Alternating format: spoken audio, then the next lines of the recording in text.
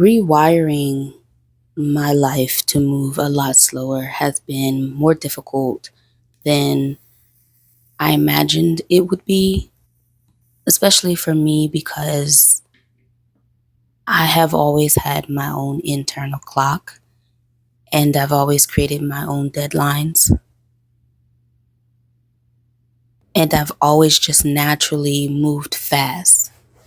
I'm always trying to get things done as quickly as possible. And trying to move away from that thought process is proving to be difficult. I remember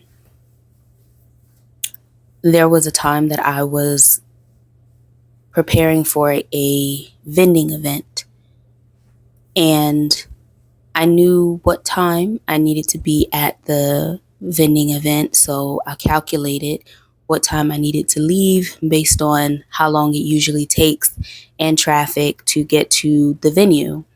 And from there, I also calculated what time I would need to start packing my car. And I remember when the time came to start packing the car, I was rushing my then husband at the time to help me out and just started going.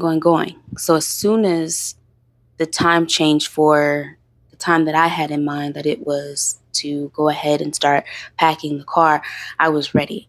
And I was often mean to him when it came time for events like this, because I felt like he did not move with the same urgency as I did. So for me, that meant he didn't care as much as I did. So this man would get up out of his sleep and he would come to help me carry things down a flight of steps and pack in the car. And often he would pack things the wrong way and I would ask for a readjustment and this and that. But I did all of it with this urgency, this internal urgency that nobody required of me and nobody applied to me. And I remember that day specifically packing the car so fast and finishing. And we were done. He closed the trunk and he looked at me and he said, "Now what's the rush?"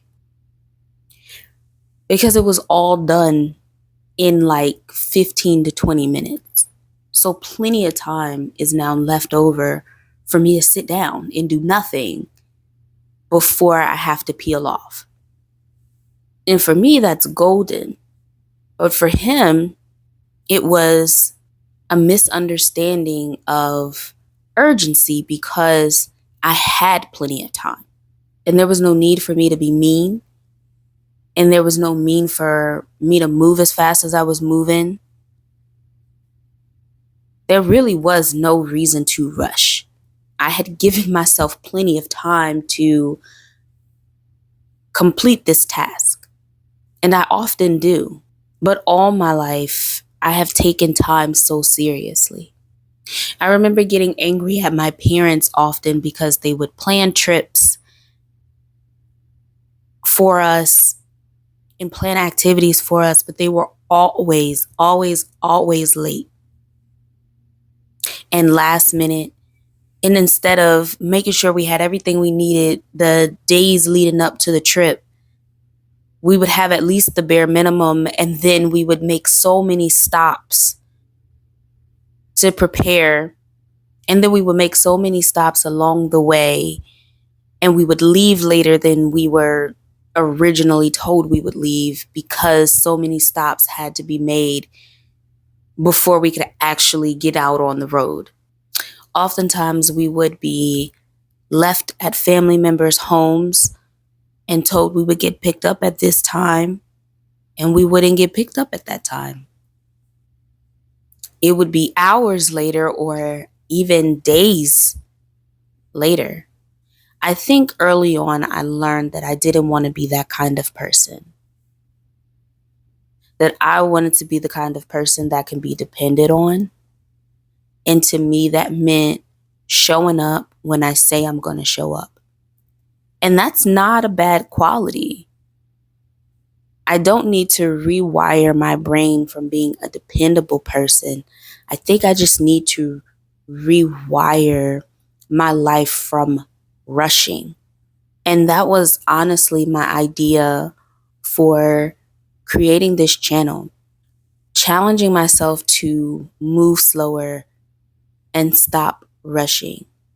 I'm still going to be a person that is punctual because I think it is respectful and courteous and genuinely just kind to show up at the meeting time that you set with another person.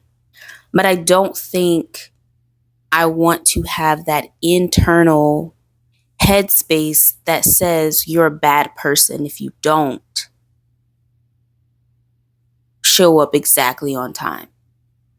That maybe if you're 5 to 10 minutes, even if you're 15 minutes late, but as long as you communicate it. That's always been my motto. I don't want to also be a person that's constantly mad at other people for not showing up on time or not being on time, because I can sit and enjoy my own company until they get there. Very true. Again, as long as there is that courteous messaging or call that says, hey, I'm running a little behind, but I'm on my way, I'll be there.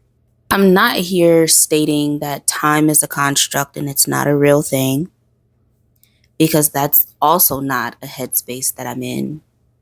I understand what time is, and I understand that we are living in a space that often operates on time.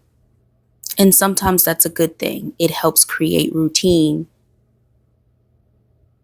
It helps create reliability, grounding for a lot of people. But my goal is honestly just to stop rushing through everything, trying to get it done fast, to prove something to no one really. Honestly, maybe just myself this whole time. I find myself asking myself that question a lot. What's the rush? Often mistakes are made when you rush through things. And I always try to be a person that gets things done and that does what I say that I'm going to do. And I believe that time has just been a way that I've measured that. I just think that I want to live life on my own terms. I'm going to be a mid-30. I'm approaching my mid-30s, and I've had a plan for my life over the last 5 years that extends out to 20 years. All the time that I've given myself, that I am giving myself to accomplish some really important things for myself. And I try to remind myself that I have plenty of time and that I don't need to rush. But it's hard when you are surrounded by the sense of everyone else's urgency and what everyone else thinks you should be doing. But I just refuse to live by everybody else's idea for me in my life. And I don't like the way society pressures us to get things done. I was reading some comments under a video for a very, very popular streamer the other day, but most of the comments weren't just about how great he was and how he had this really, really great opportunity and where he had started and where he is now. A lot of the focus was on his age and how he had accomplished so much at 21 years old. One of the comments even stated, He completed life at 21. And what they were misunderstanding is that the age is not what's important. The life itself is what's important. He is accomplishing so much. He is not done, and he is not complete. And as long as you have life and air and breath inside of you and good health, you're not done. And that's how I feel about myself. Is that I have plenty of time.